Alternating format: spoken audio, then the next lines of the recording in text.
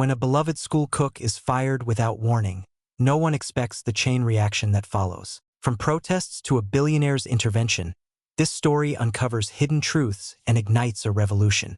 Why did Mr. Collins really fire Ms. Miranda? And how far will the students go to fight back? The aroma of warm cinnamon rolls floated through the halls of Pinecrest High like it did every morning. For over 2 decades, Ms. Miranda had been the soul of the school's cafeteria, her apron always stained with sauces, her laugh echoing through the lunch line, and her heart wide open to every student who crossed her path. "Morning, sweetheart," she said, handing Thomas Hudson his usual. 2 scrambled eggs and a slice of her homemade banana bread. "You're the best, Ms. Miranda," he grinned. "Don't ever retire, all right?" She winked. "Not until you graduate, at least." But that morning, the smile she offered was thinner than usual. There was something off. Her eyes lingered on the office door across the cafeteria, where Principal Alfred Collins stood stiffly, arms crossed, speaking in hushed tones with a man in a gray suit. By lunch, everything had changed. A sharp announcement cut through the school speakers. "Attention students and staff. Please be informed that effective immediately, Ms. Miranda Benson will no longer be serving as our cafeteria coordinator. We thank her for her years of service." Gasps echoed across the cafeteria. Trays clattered. Thomas froze mid-bite. Emma Barton, sitting across from him, stood up so fast her chair screeched. "What? No, that can't be real," she shouted. Students began rising from their seats, a mix of confusion and outrage brewing in the air. Thomas bolted from the table and rushed toward the kitchen, only to find the doors locked. He banged on them, calling her name. "Ms. Miranda? It's me. It's Thomas. What happened?" No answer, only the echo of his fists on the steel. Emma arrived seconds later, out of breath. She wouldn't leave like this, not without saying goodbye. Something's wrong. The next day, everything felt colder. The cafeteria served bland, reheated meals from plastic packaging. The warmth was gone. The laughter gone. Ms. Miranda gone. That's when it happened. At exactly 9:04 a.m., the sound of tires crunching against the gravel echoed louder than any bell. A sleek black limousine pulled into the school parking lot, polished to a mirror shine, its windows tinted jet black. Every student turned to look. Teachers peeked from behind classroom blinds. Even Principal Collins stepped outside, adjusting his tie nervously. The back door of the limousine opened slowly.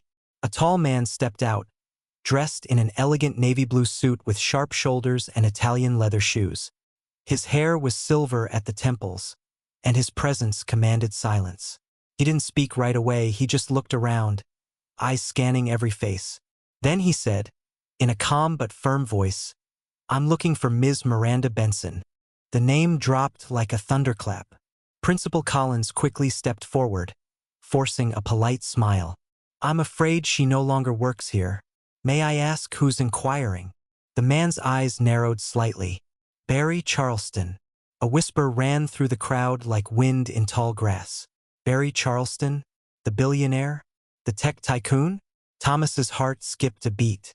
He had read about Charleston in an article just last week. One of the richest men in the country, a rags-to-riches icon.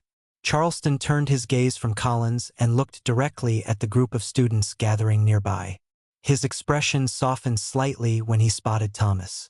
You look like someone who knows her," he said. Thomas hesitated, then nodded. "Yeah, she's like family." Charleston took a step closer. "Do you know where I can find her?" Collins interjected quickly. "I assure you, she's no longer affiliated with the school. If this is about a donation, perhaps we could arrange a meeting." "I didn't ask you," Charleston said, his voice flat and final. He looked back at Thomas. "Will you take me to her?" Thomas glanced at Emma, who gave a barely perceptible nod. He looked at Collins, whose face had turned a faint shade of red, and then back at Charleston. "I will," he said. "Let me grab my things." Charleston opened the limo door. "There's space inside." Without another word, Thomas climbed into the car. As the limousine pulled away, the students buzzed like a stirred hive. Emma took a step forward to follow, But Collins blocked her path with a forced smile. "Let's not get involved in things we don't understand, Ms. Barton." Emma stared at him, her fists clenched. She saw the nervous twitch in his jaw, the way he wouldn't meet her eyes. Something wasn't right. And whatever it was, it had just driven off in a black limousine, headed straight toward Ms. Miranda. The interior of the limousine was silent except for the soft hum of the engine and the ticking of the analog clock built into the dashboard. Thomas sat across from Barry Charleston, eyes darting between the luxurious interior and the man beside him. Leather seats, polished with trim, the faint scent of cologne. It all felt surreal. But nothing was more surreal than sitting next to the Barry Charleston. "I still remember the first time she handed me a sandwich," Barry said suddenly, staring out the window. "I was 13, didn't have a dime, didn't have breakfast. She took one look at me and said, 'You can't learn with an empty stomach.' Just handed it to me. No judgment." Thomas swallowed. "She's done that for so many of us. There are kids who only eat because of her." Barry nodded slowly. "Back then, she didn't know who I was. Nobody did. I was just another hungry kid trying to keep quiet about it. But she saw me, and somehow, that changed everything." The limousine turned off the main road and onto a smaller street lined with old trees. Thomas leaned forward, pointing. "That's her house. White one with the porch swing." The driver slowed to a stop in front of a modest, weather-worn home. A small ceramic rooster sat on the windowsill. The lawn was neat, though the paint on the fence was peeling. Barry stepped out first, straightening his jacket. Thomas hesitated. "Should I wait out here?" Barry glanced back. "No, you're part of this now." Thomas followed. They knocked twice. A few seconds passed before the door creaked open. Ms. Miranda appeared in a faded pink sweater, her gray curls pulled into a loose bun. She froze when she saw who stood on her porch. Her lips parted. "Barry." A rare smile broke across his face. "It's been a long time, Ms. Miranda." Without hesitation, she opened the door wider. "Come in, both of you." Inside, the scent of apple pie filled the air. The furniture was simple and clean, with crocheted blankets draped over the couch. Family photos lined the walls, none of them recent. Ms. Miranda led them to the small kitchen table, poured them tea without asking, then sat across from them, folding her hands. "I saw your face on the news last month. I almost didn't recognize you." Barry chuckled. "That's how I felt when I saw your picture on the school's website. I came back to Pinecrest on business, and when I stopped by the school to surprise you," he paused, "they said you were gone." Her eyes clouded, and she looked down. "After all these years, they didn't even give me a week's notice." Thomas leaned in. "Ms. Miranda, we know there's more to it. You were always the heart of that cafeteria. Why would they just throw you out?" She looked at both of them, sighed, then took a sip of her tea. "I didn't plan on saying anything, but if Barry's here, maybe it's time someone knew the truth." She leaned back in her chair, voice steady but tired. "Collins, he's not just cutting corners. He's hurting that school. He started sending in expired food deliveries, telling me to make it stretch. Some of it had mold. I refused to serve it. He said I was being difficult. The next week, I was out." Thomas clenched his fists. "That's disgusting." "There's more," she continued. "The food supplier changed out of nowhere. I asked questions, got no answers, but I started noticing things, inventory disappearing, purchase orders with inflated prices. I'm no accountant, but it didn't add up." Barry's expression darkened. "You think he's stealing from the school?" "I think he's hiding something, and I think I was too old and too stubborn for his liking. He wanted someone cheap, quiet, and easy to control." Silence fell. Then Ms. Miranda glanced at Thomas. "You know Emma Barton, right?" Thomas nodded. "Of course. She's smart, and she's brave. If we want people to know what's happening, it starts with students." Barry leaned forward, his voice firm. "If you're willing to fight, I'll back you. Financially, publicly, whatever it takes." Ms. Miranda's eyes welled up with tears, but she blinked them away. "I'm not looking for revenge. I want to feed kids. The right way. With dignity. I always dreamed of opening a little diner near the school. Somewhere kids could come after class, get a meal, talk, feel safe. Barry sat back and smiled. Then we're not talking about a little diner. We're talking about Miranda's kitchen.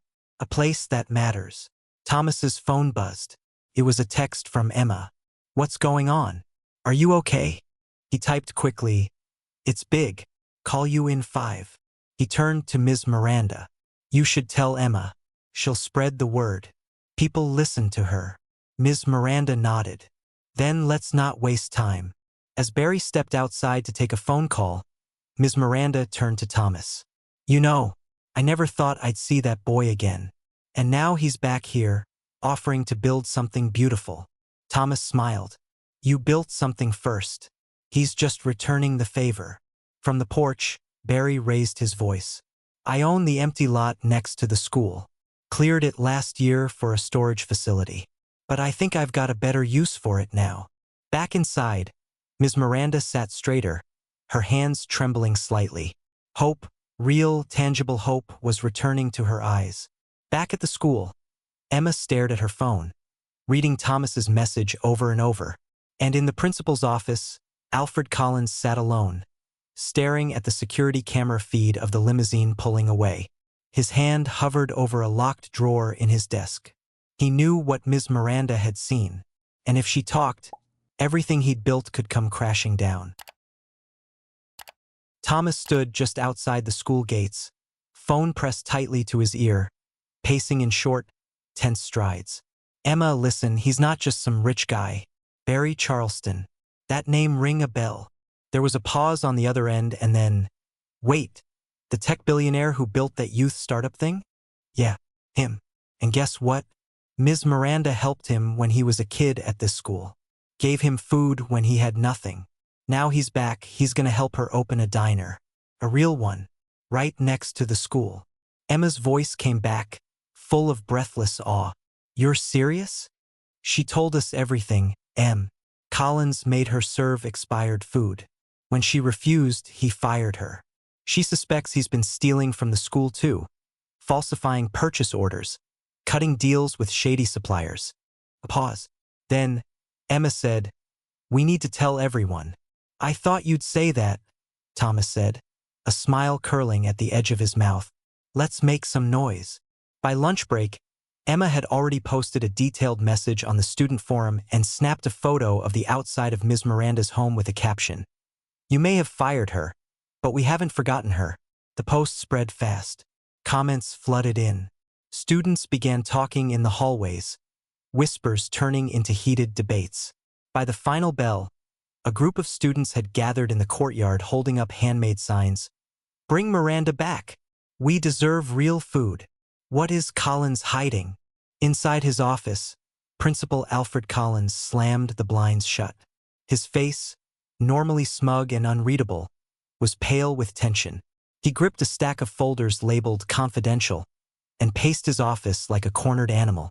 The door burst open without knocking. It was Mr. Langford, the history teacher, holding up his phone. Alfred, you've seen this. He thrust the screen forward. A news alert read, Tech billionaire Barry Charleston returns to hometown to fund community project. Under it, a blurry photo of Charleston and Ms. Miranda smiling on her porch. Collins snatched the phone, reading the article in silence. His lips tightened. He's not naming the school yet, Langford added. But if this goes public, I'll handle it, Collins snapped, throwing the phone back. Meanwhile, at the edge of Pinecrest, construction crews in hard hats walked the empty lot next to the school. A tall banner now hung from the chain-link fence. Future home of Miranda's kitchen opening soon. Ms. Miranda stood beside Barry and Thomas, watching the ground being cleared. Her hand clutched a rolled blueprint, her fingers trembling. I never thought I'd see my name on a building, she whispered. Barry smiled. You earned it. She turned to Thomas. And you've done more than you know. Thomas shrugged. I hate unfairness. You were the best part of that school. Barry's phone buzzed. He stepped away to take the call. Ms. Miranda turned serious. There's something else. Something I've kept quiet about. Thomas tilted his head. What is it? She looked around, then lowered her voice. A few weeks before I was fired, I overheard a call in Collins's office. He didn't know I was there. I was dropping off a delivery receipt. He was yelling at someone about a contract. He said, and I quote, "If the board finds out I've been rerouting funds through the supplier, I'm done." Then he noticed me and slammed the door in my face. Thomas's eyes widened. Do you think he's laundering money? I don't know, but it scared me. I never told anyone. Who would believe the lunch lady? Just then, Barry returned, slipping his phone back into his pocket. That was my lawyer. He's looking into Collins's connections to the new supplier. Says some things don't add up. Ms. Miranda nodded. I knew something was off. Barry glanced toward the school building. It's time people knew what's really going on inside those walls. Back inside the cafeteria, students were refusing lunch trays. Instead, they passed around pre-packed sandwiches and snacks they'd brought from home. Some had written "Justice for Miranda" on the sandwich bags. The school buzzed with quiet rebellion. Emma stood near the center, live streaming. We're not going away. Ms. Miranda fed us when the school didn't care. Now it's our turn to stand up for her. The comments rolled in fast. Where's the school board? This is insane. Fire Collins. Go Emma. We're with you. From the second-floor window, Collins watched with clenched teeth. His phone buzzed again. A message from the school board. We need to talk. Now. His hands shook. He tossed the phone onto his desk and stared at the empty hallway outside. The walls were closing in. The morning sun painted golden streaks across the new building's gleaming white walls. A sign above the front entrance read in bold, cheerful letters, Miranda's Kitchen. Beneath it, in smaller print, food, dignity, community. Ms. Miranda stood at the sidewalk, her hand covering her mouth, holding back tears. The once empty lot was now transformed. A wide glass storefront, bright red chairs under shaded awnings, flower beds lining the walkway. People bustled about inside. Final touches, wiping down counters, checking inventory. She took a step forward, slowly, as if still not believing it was real. Thomas greeted her at the door, grinning wide, wearing an apron with the Miranda's Kitchen logo stitched on the chest. You ready? More than ever, she whispered. Inside, the smell of fresh bread and sizzling eggs filled the air. Staff, some were students, others volunteers from the neighborhood, moved quickly yet with joy. At the far end, Emma set down a tray of colorful lunchboxes on a long table with a hand-painted sign above it. Free meals for kids, no questions asked. Miranda paused at the center of the room, soaking it all in.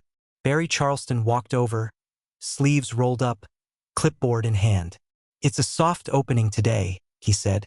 Tomorrow we go public. She turned to him, eyes misty.